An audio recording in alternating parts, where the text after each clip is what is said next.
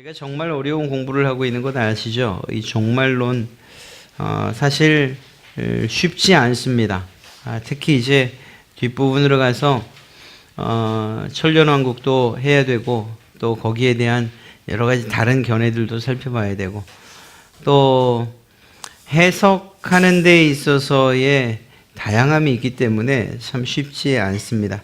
그럼에도 불구하고 저희가 무시하고 지나갈 수 없기에 이렇게 어렵지만 살펴봅니다. 하나님께서 주시는 지혜를 소원하면서 또 그 지혜로 이 말씀들을 공부한다면 어려워도 잘 이해되고 또 그리고 바른 종말론에 대한 생각들을 우리가 갖게 되리라 생각합니다. 저희는 종말이 과연 어떤 것을 의미하는가로부터 시작해서 그것이 단순하게 끝은 아니다. 왜냐하면 그리스도인들, 우리 기독교의 역사관은 어떤 순회가 아니고 직선적인 역사관을 가지고 있기 때문이다. 사실 끝이 아니라고 하면서 직선적 역사관, 그래서 시작과 끝이 있다고 말하니까 뭔가 모순이 되는 것 같이 이야기를 할 수 있지만 적어도 이 세상에서만큼은 우리가 시작과 그리고 끝이 있고 그리고 우리가 끝이라고 이야기하는 그 시작 너머에 끝이 없는 영원한 시작이 시작된다는 것을 이야기하는 것이죠. 그런 면에서 종말은 끝이 아니다라고 이야기하는 것이고, 그러나 우리가 가지고 봐야 하는 성경적 역사관 그리고 그 자체는 역사관 자체는 직선적인 역사관을 가지고 있다, 이렇게 말씀을 드렸습니다. 또 한 가지 우리가 좀 생각해야 될 것, 즉 오해하지 말아야 될 것은 재림이라고 이야기할 때에 뭔가 예수님께서 오시기 직전에 일어날 일들에만 온통 우리가 관심을 갖는 것, 이것은 좀 경계하자라는 그러한 의미로 지난주에, 그렇다면 정말 예수님의 이 종말은 어느 때를 이야기하는가라는 것을 살펴봤어요. 그래서 성경이 이야기하고 있는 종말은 예수님이 오시는 그때부터 예수님이 다시 오시는 때까지, 그래서 예수님의 초림과 재림 사이를 전체 종말이다, 이렇게 이야기한다고 말씀드렸죠. 그리고 이 두 시대는 맞물려 있어서 지금 우리가 사는 시대 그리고 오는 세대, 지금 현재와 그리고 내세, 이 두 가지가 맞물려 있는 시기라고 말씀드렸습니다. 그래서 하나님의 나라가 시작되었고 하나님의 통치가 시작되었지만 그러나 그것이 완성되지는 않은, 이 완성은 언제? 예수님이 다시 오시는 그날 완성되어진다. 그래서 이미 시작된 그러나 아직 완성되지 않은 이 두 가지 긴장 가운데 산다라고 말씀드렸습니다. 그리고 이것을 잘 비유할 수 있는 예가 바로 노르망디 상륙작전이라는 것을 통해서 근 1년 동안 지속적인 싸움이 있어오고 심지어는 연합군이 패배하는 국지전도 있었지만, 그러나 이미 그 상륙한 그날은 이미 독일이 허리가, 이 중추가 꺾여버리는, 이미 패배했다고 이야기할 수 있는 그 시점이다. 그러면 남아있는 이 1년 동안은 어떻게 해야 되느냐? 열심히 싸우는 거예요. 질 수 있어요. 그러나 그것 때문에 패배라고 말할 수는 없는 것은 무엇인가 하면 이미 승리가 확보된 전쟁이니까, 그러니까 그곳에서 실패를 해도 내가 다시 일어서리라. 그리고 이미 승리한 그 승리를 맛보면서, 그리고 그 사실로 인해서 힘얻어서 지금 남아있는 그러한 적들과의 전투를 잘 해가야 된다. 우리도 마찬가지라고 말씀드렸습니다. 예수님이 이 땅에 오시고 죽으시고 부활하시는 사건을 통해서 사탄의 가장 큰 무기라고 할 수 있는 사망 권세가 꺾여졌어요. 더 이상 힘을 발휘할 수가 없는 그런 상황이 됐어요. 그러니까 예수님의 부활 승천을 통해서 사단은 이미 패배했다라고 이야기할 수 있습니다. 그러나 그렇게 시작된 종말과 하나님의 나라, 그것은 예수님이 오시는 날 완성되어질 것인데, 그날이 언제일지 모르지만 그날까지 우리는 계속적으로 싸움을 싸울 수밖에 없다고 말씀드렸어요. 그리고 그 싸움에서 혹시 우리가 실패한다고 해도, 혹시 무너진다고 해도 낙심하거나 절망하지 말자고 말씀드렸죠. 이유는 무엇인가? 예수님께서 이미 승리를 확정지어 놓으셨기 때문이에요. 그러니까 예수님이 오시는 날까지 낙심하지 말고 오히려 넘어지고 또 깨지고 부서질 수 있지만, 그러나 그것 때문에 예수님을 포기하는 일들은 있어서는 안 되며 오히려 이미 승리하신 그 예수님을 의지해서 새로운 힘을 얻어서 싸워가야 된다, 이렇게 말씀을 드렸죠. 이러한 사실들을 이야기하면서 오늘은 그렇다면 예수님의 다시 오심, 예수님의 재림 전에 그러면 그 징조들이 과연 있을까? 그 징조 세 가지에 대해서 살펴볼 것인데, 첫 시간입니다. 대략 세 가지 정도의 징조를 이야기할 것이고 그 가운데 첫 번째를 이야기할 것입니다. 징조란 과연 무엇일까요? 징조, 전조라고도 이야기하는데 어떤 일이 일어나게 될 혹은 생길 기미를 이야기하죠. 즉 예를 들면 그런 거예요. 먹구름이 끼고 천둥이 치고 번개가 치면 이제 곧 비가 오겠구나. 또 우리 어르신들은 이제 몸이 쑤시니까 비가 오겠구나. 이렇게 해요. 적절하지 않은 예를 들어 죄송합니다. 또는 산모가 진통 이후에 이제 해산 때가 가까웠구나 하는 것을 아는 것처럼, 어떠한 일이 일어나기 이전에 그 일이 일어날 것을 기대하게 하는, 또 예측하게 하는 어떤 상황들, 어떤 모습들을 그것을 징조라고 이야기합니다.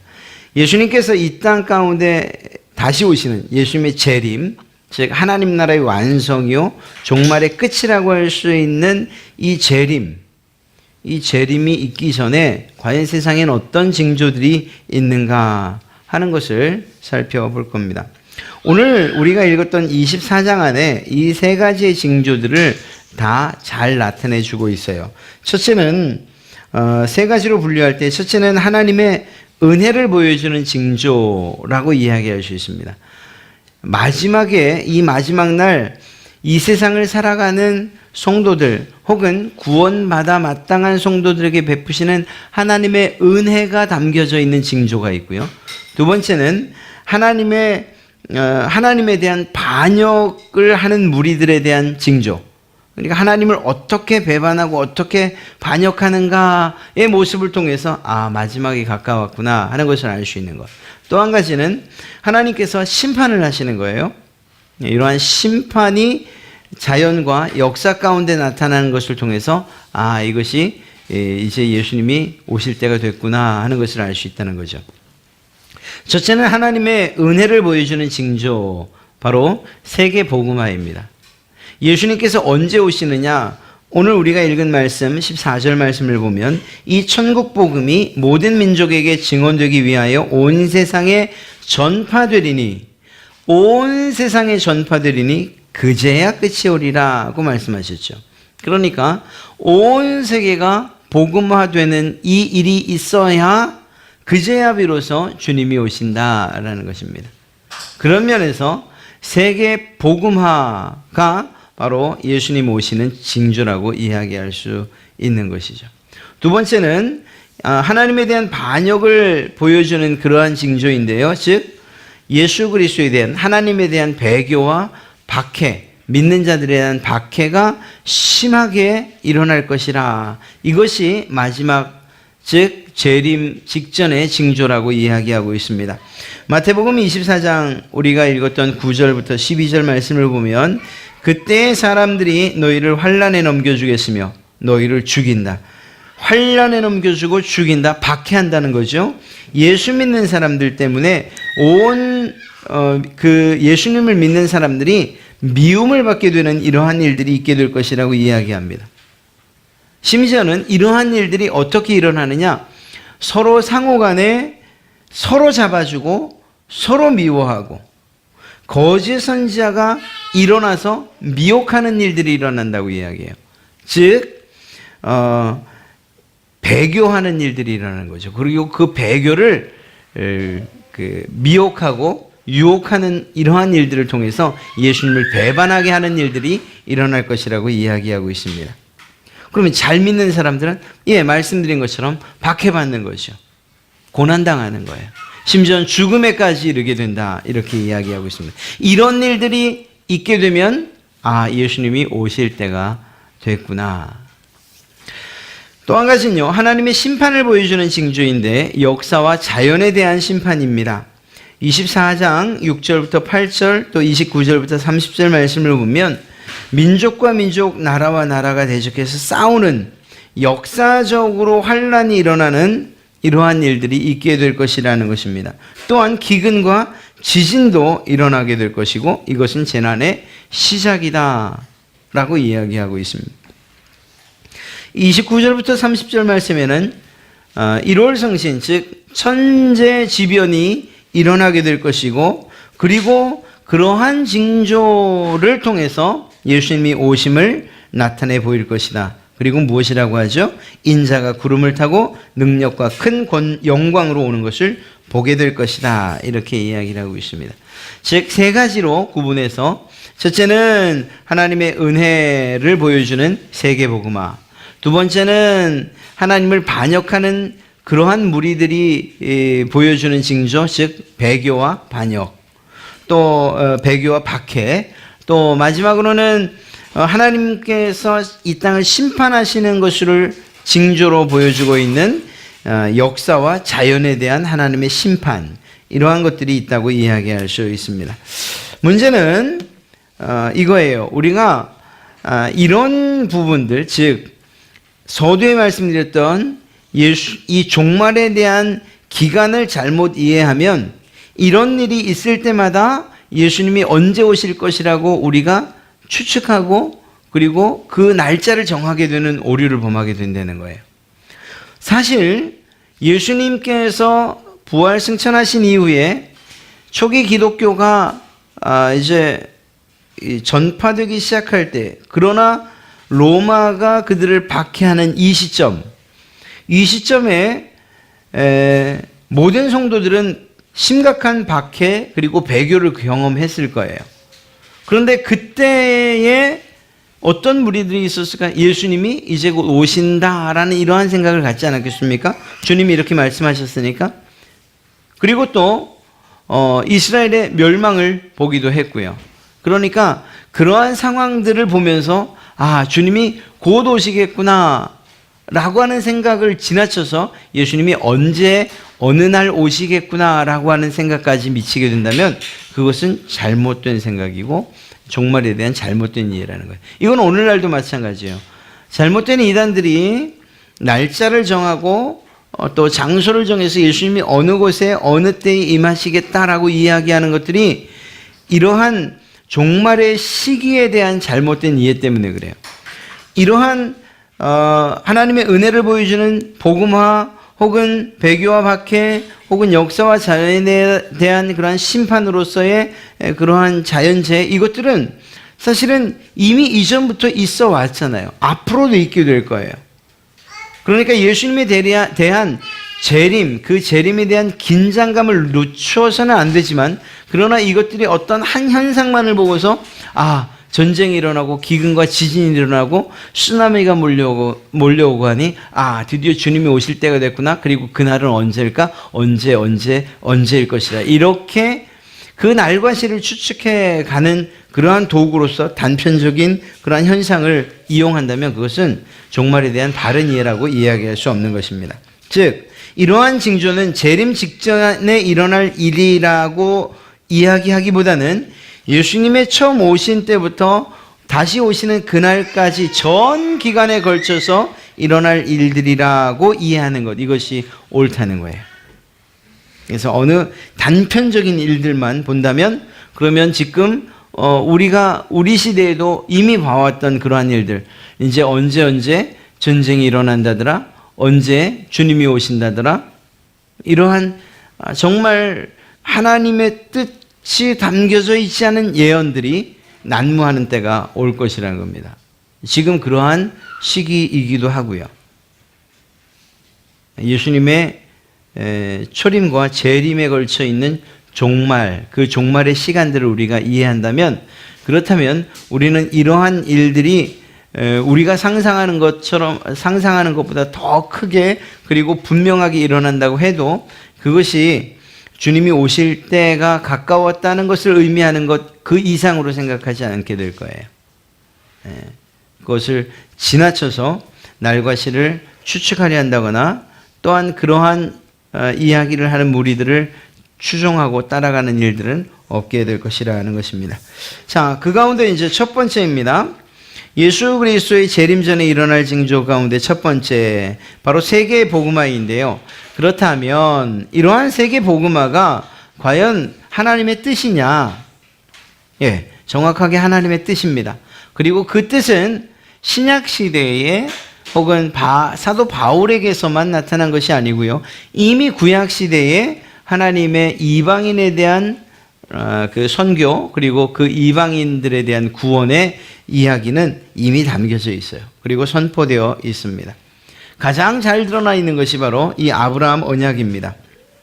창세기 12장 1절부터 3절 말씀을 보면 여호와께서 아브라함에게 이르되 너는 내 고향 너의 고향과 친척과 아버지 집을 떠나 내가 내게 보여줄 땅으로 가라. 내가 너로 큰 민족을 이루고 내게 복을 주어 내 이름을 창대하게 하리니 너는 복의 근원이 될지라 까지는 개인에 관한 그러한 복처럼 여겨집니다. 그러나 그것 이후를 넘어서 너를 축복하는 자에게는 내가 복을 내리고 너를 저주하는 자에게는 내가 저주하리니 땅의 모든 족속이 아브라함의 그 언약 가운데에 바로 이 부분 땅의 모든 족속이 너로 말미암아 복을 얻을 것이라고 이야기하고 있다는 거예요. 어떻게 생각하면 좀 아이러니하기도 해요.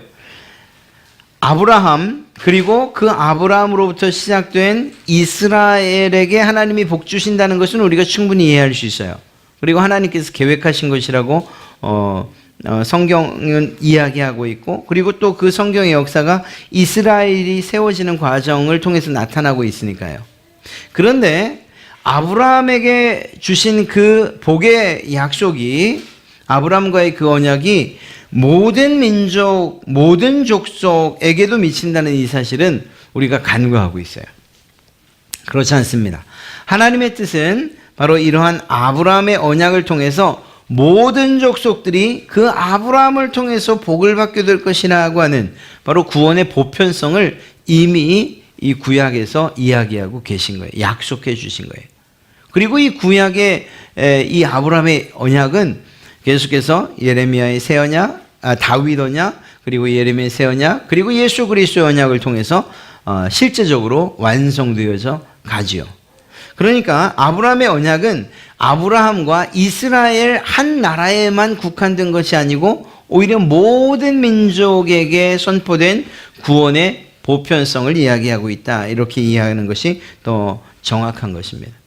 또 구약 안에 다른 여러 부분이 있지만 특히 시편 기자들과 특히 선지자들 통해서 이야기되어지고 있는 예언되고 있는 내용이 무엇인가 하면 모든 열방이 바로 이 아브라함의 복에 참여하게 될 것을 예언하고 있습니다. 하나님의 그 주도 면밀함을 볼 수가 있어요. 하나님께서 이방인들을 구원하시겠다. 또 모든 민족에게 복을 내리시겠다. 그리고 그 복이 아브라함의 복으로부터 시작될 것이라고 이야기하셨는데 그렇게 약속하신 것들을 시편 기자 다윗이라든가 혹은 또 다른 시편 기자들을 통해서 다시금 확증시켜 주셨고 그리고 더 나아가서 선지자들의 예언들을 통해서 하나님께서 이스라엘뿐만 아니라 이방인들에게도 구원 그리고 그 복음을 전케 하시고 그리고 또한 복을 받게 하실 것이라는 것을 분명하고 정확하게 드러내고 있는 것을 보게 됩니다. 좀 너무 간단하고 수박 겉핥기식으로 이야기한 것 같지만 그러나 구약 안에도 역시 하나님께서 모든 민족에 대한 세계 선교에 대한 그러한 약속을 그리고 그분의 뜻을 품고 계시다는 것을 우리는 충분히 알 수가 있는 것이죠. 신약에는 더욱 구체적이고 그리고 풍성한 내용이 담겨져 있는 것을 알게 됩니다. 첫째는 예수님께서 모든 세계, 모든 민족들에게 이러한 세계 선교를 약속해 주셨어요. 그리고 그러한 복음을 선포해 주고 계셔요. 자, 예수님은 세계 선교가 역사의 종말과 불가분의 관계가 있음을 늘 이야기해 주셨는데, 첫째는 그분이, 즉 예수님께서 믿는 성도들에게 주셨던 사명을 통해서 알 수 있습니다. 제자들에게 지상 명령이라고 하는 사명을 주시면서 무엇이라고 이야기하죠? 예, 마태복음 28장에 예, 맞습니다. 우리로 하여금 모든 제자들이 땅 끝까지 이르러 모든 족속을 다시 제자 삼는 일이 있게 될 것이다. 또 그것이 너희의 사명이다. 이렇게 이야기해 주고 계시죠. 그러니까 예수님께서 자기의 예수님을 통한 그 구원, 즉 이 복음의 내용을 어떤 한 사람이 어떤 한 그룹 혹은 한 나라만 알기를 원치 않으셨어요. 오히려 제자들을 통해서 세계 모든 민족들에게 이 복음을 전하고 그리고 그 복음을 통하여 제자 삼는 일이 일어나기를 원하고 계셨다는 거죠. 그리고 그것을 사명으로 주셨다는 것입니다. 또한 그분께서 하셨던 그러한 비유 가운데에 악한 포도원 농부의 비유가 있는데요. 마태복음 21장 33절부터 46절 잘 보면 포도원 주인이 있고 악한 농부가 있어요. 그리고 그의 아들이 결국은 그 악한 농부에게 죽임을 당하게 되죠. 그 말미에 주님께서 결국은 이 비유의 말미에 결국은 이방인들에게도, 즉 이 농부가 그 포도원의 악한 농부는 유대인들을 의미하는 것 아닙니까? 이스라엘을. 그러니까 그들뿐만 아니라 오히려 다른 사람들, 이방인들에게 그 복음이 선포될 것들을 예언해 주고 계시는 그러한 비유라고도 이야기할 수 있습니다. 예수님께서 실제적으로 이방인들을 모른 척하지 않으셨어요. 오히려 그들을 통해서 그들을 대상으로 사역하셨던 그러한 예가 꽤 많죠. 백부장, 로마인이었던 백부장이나 가나안 사람이었던 여인에게 주님께서 그들을 대하셨던 모습들을 보면 그냥 단순하게 약자, 힘없는 자, 소외된 자뿐만 아니라 그 범주를 이방인에게까지 넓혀서 사역하고 계신 것들을 잘 알 수가 있습니다. 무엇보다 예수님께서 자신을 아브라함의 후손으로 소개하고 계신데 이게 도대체 뭘 이야기하는가? 마태복음 1장에 나타나는 족보에 관계된 것입니다. 그 족보 안에는 4명의 여인, 물론 마리아는 빠졌습니다. 4명의 예수님의 족보에 포함된 4명의 여인을 보면 그들이 다 이방 여인들이었다는 거죠. 다말은 가나안 여인이었고요. 라합도 가나안 여인이었고요. 룻은 모압 여인이었습니다. 바세바는 헷 사람이었어요. 이렇듯이 이방인, 그러니까 이스라엘의 족보에 들어올 수 없는, 특히 여자들인 이방인이었던 여인들을 통해서 예수님의 족보가 구성되고 있다는 사실이죠. 이건 무엇을 이야기할까요? 예수님께서 이방인들을 향한 그러한 복음을 선포하시고 또 그들도 구원의 대상자로 삼으신다라는 사실을 이야기하고 있는 것입니다. 말씀드렸던 아브라함의 자손으로 소개됐다. 아브라함의 언약을 다시 한번 생각해 보면 아브라함의 언약은 그 이스라엘에게만 국한되는 것이 아니고 모든 족속들이 다 복을 받는 것으로 포함되어 있지 않습니까? 예수 그리스도를 통해서 아브라함의 후손인 예수 그리스도를 통해서 모든 족속들이 복을 받게 될 것이라고 하는 것을 의미하는 것이죠. 이러한 세계 선교가 좀 더 구체적으로 나타난 성경은 사도행전입니다. 사도행전 안에는 성령행전이라고 이야기할 수 있고요. 성령의 능력을 힘입어서 주의 복음이 만방에 퍼지는 그러한 내용들로 가득 차 있죠. 세계 선교 프로그램의 어떤 순서를 보면 예루살렘, 그리고 유대와 사마리아, 그리고 땅끝이라고 하는 그러한 점점 확대되어져 가는 그러한 선교의 그러한 그 목차라고 할까요? 순서를 보게 됩니다. 사도행전 1장부터 7장까지는 예루살렘 선교, 그리고 8장부터 11장까지는 유대와 사마리아, 그리고 12장부터 28장까지는 땅끝이라고 이야기할 수 있습니다. 그것은 사도행전 1장 8절에 오직 성령이 너희에게 임하시면 너희가 권능을 받고 예루살렘과 온 유대와 사마리아와 땅끝까지 이르러 내 증인이 되리라. 주님께서 직접 하신 말씀이죠. 그러니까 주님께서 이렇듯이 복음이 그저 한 곳에 머물기를 원치 아니하시고 그 경계를 넘어서고 또 넘어서서 온 세계에 주의 복음이 선포되어지고 그리고 선언되어지기를 원하고 계신다는 것을 잘 알 수가 있습니다. 굳이 이것을 좀 구분해서 이야기해 보면 예루살렘이라고 하는 것은 동일 문화권에서 좀 쉽게 얘기하면 국내 전도라고 이야기하면 틀리지 않을 것입니다.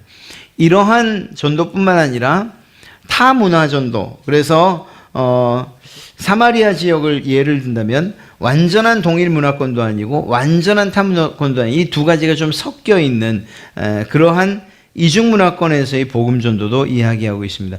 우리나라 상황으로 이야기하면, 굳이 이야기하면 우리나라 북한 혹은 이 다문화 가정과 또 그들을 대상으로 하는 선교, 이러한 전략들, 이런 것들을 이야기할 수가 있죠.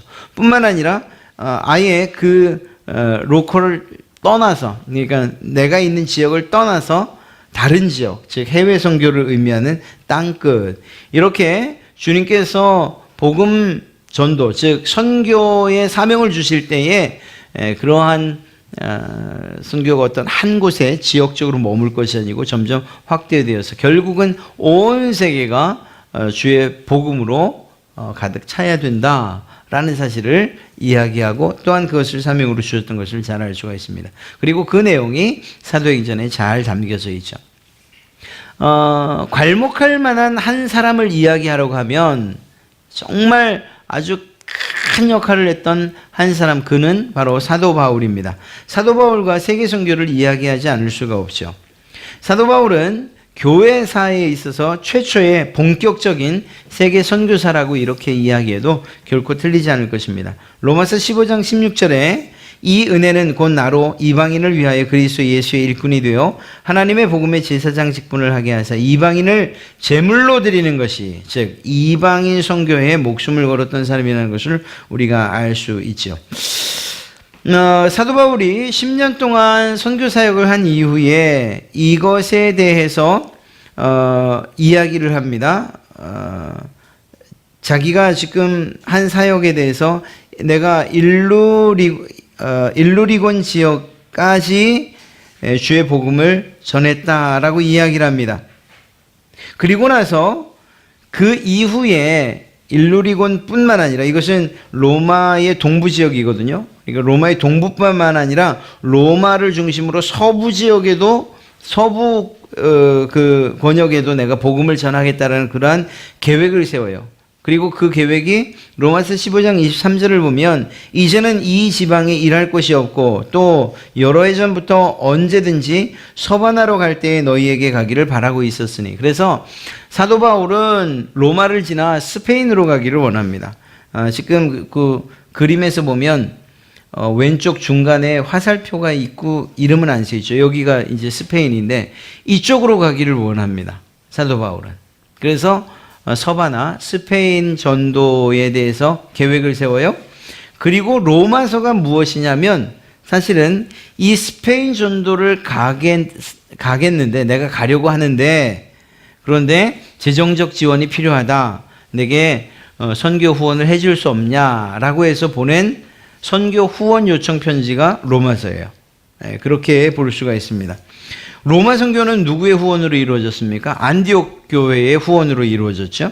이것처럼 서바나, 즉 스페인에 대한 그러한 선교를 꿈꾸고 있던 사도 바울이 로마 교회에게 요청을 한 거예요. 나 선교 후원 좀 해다오라고. 이것이 로마서이죠. 그러나 그의 뜻대로 되지 않죠.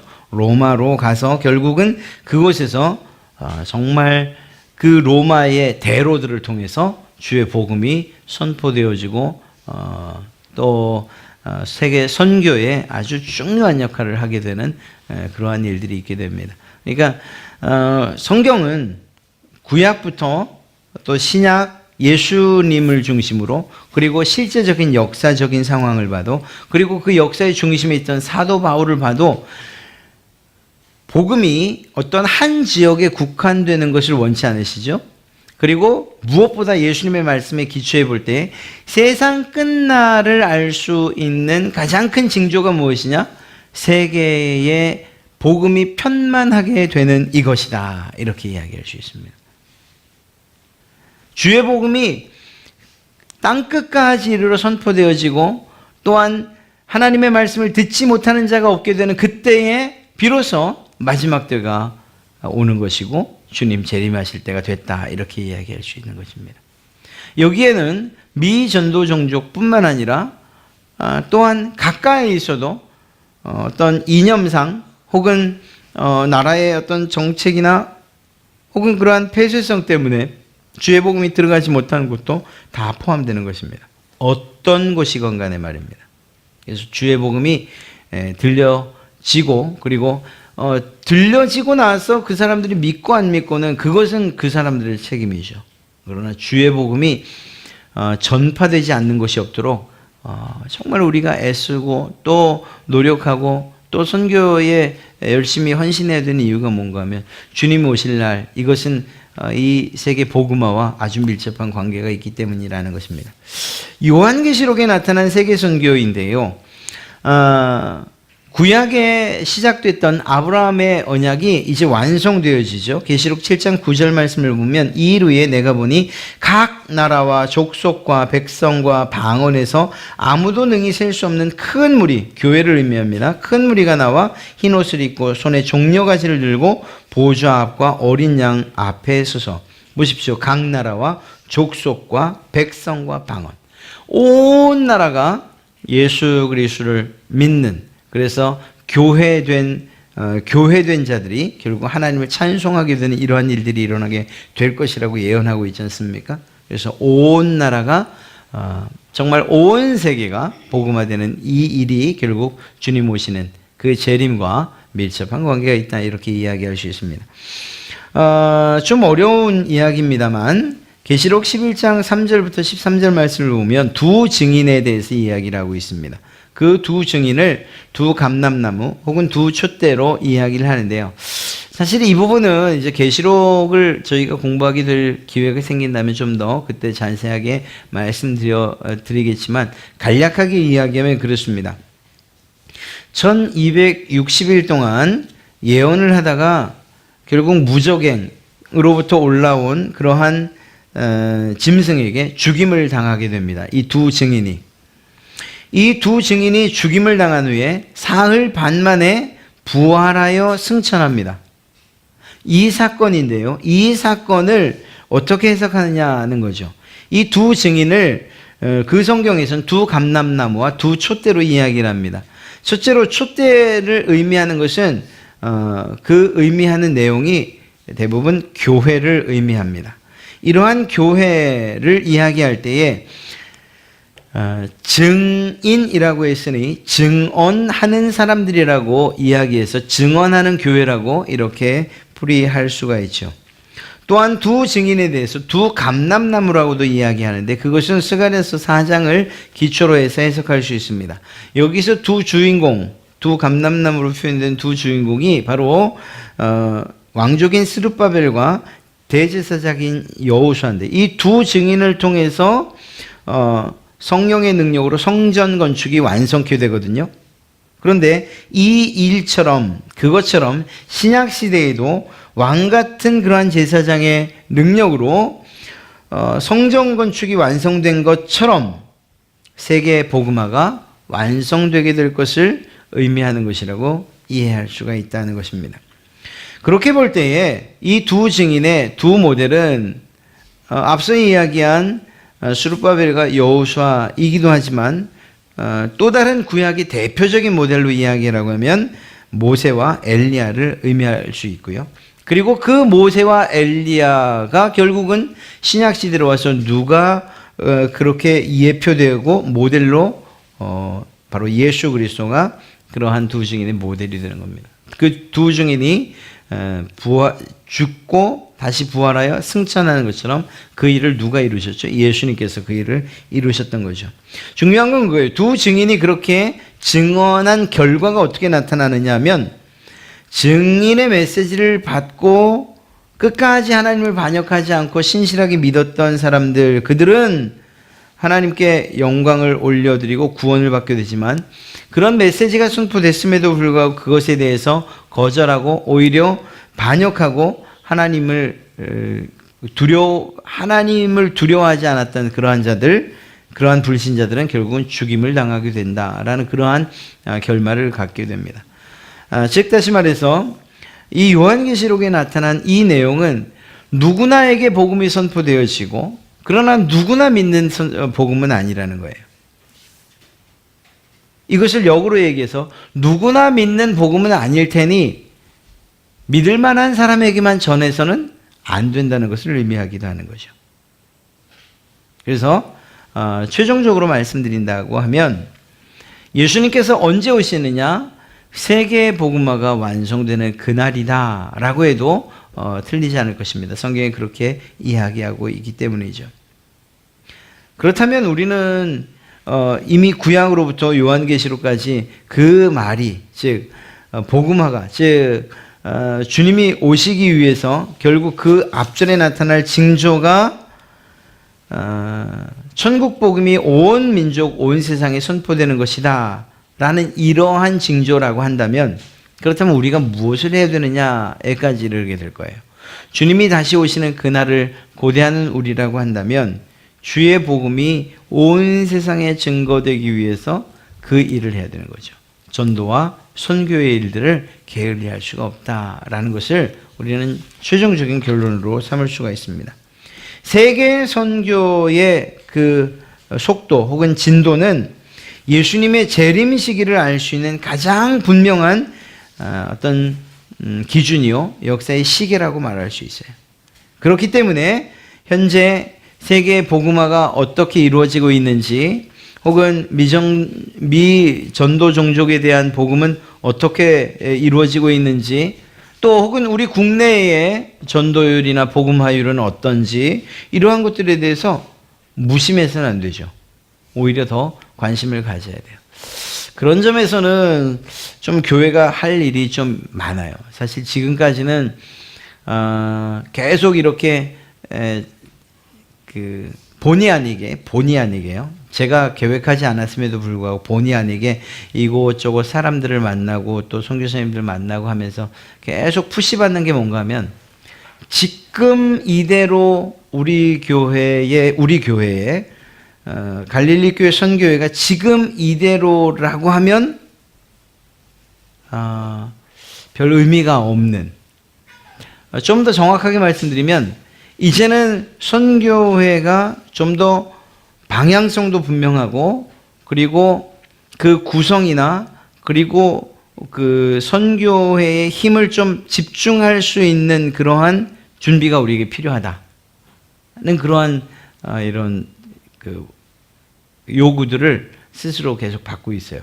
그래서 좀 더 정확한 선교 전략이라든가 교회가, 우리 교회가 해야 될, 그리고 선교비 지출에 관한 그러한 문제들, 그러한 내규나 규칙들, 또 그거를 좀 더 가시적으로 우리 성도들이 인식할 수 있게끔 우리가 지금 선교하고 있는 내용들에 대해서 이렇게 이야기하고, 무엇보다 선교지와 우리 교회 여러분들과의 어떤 이런 관계, 이 관계는 서로 정보를 주고받는 거겠죠.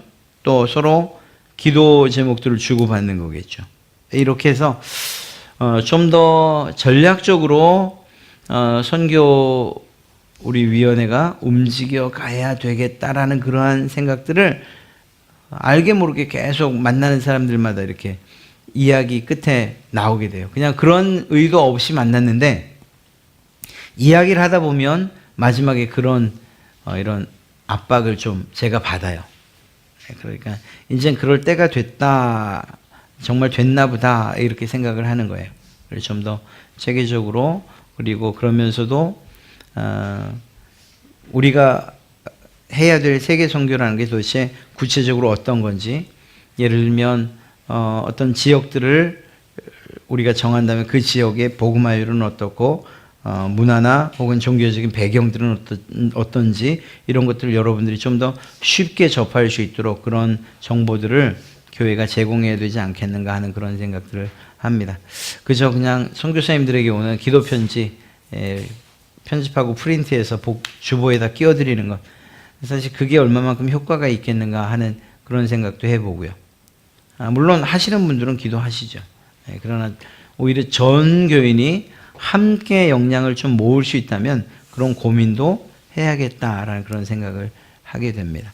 어찌되었거나 국내뿐만 아니라 세계 선교 이 모든 부분들 결국은 주님의 명령이기도 함과 동시에 하나님 나라의 완성을 위해서 우리가 마땅히 해야 될 사명이라 생각하시고, 주님의 그 재림을 고대하는 마음으로 마라나타 주여 어서 오시옵소서, 속히 오시옵소서라는 그러한 심정을 가지고 우리가 신앙한다면, 그렇다면 마땅히 주의 복음을 증거하고 또 더 잘 전하는 그 일에 열심을 다해야 할 줄로 믿습니다.